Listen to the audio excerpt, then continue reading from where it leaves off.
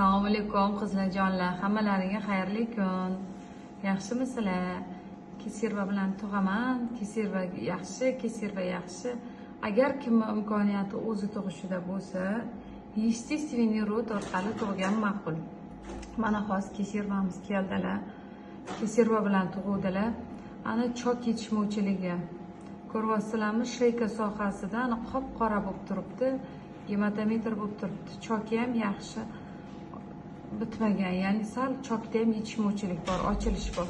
Ko'ryapsizlarmi, o'sha uchun qizlar kesirva o'zi bir anaqa nima deydi, katta operatsiya hisoblanadi. Sizlar sog'liqlaring uchun ham zarar.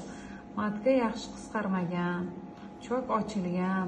Xuddi shunday holat bo'lmasligi uchun agar juda imkoniyat bo'lmasa, kuchli pokazaniya bo'lsa kesirva, bo'lmasa o'zlaring tug'inglar.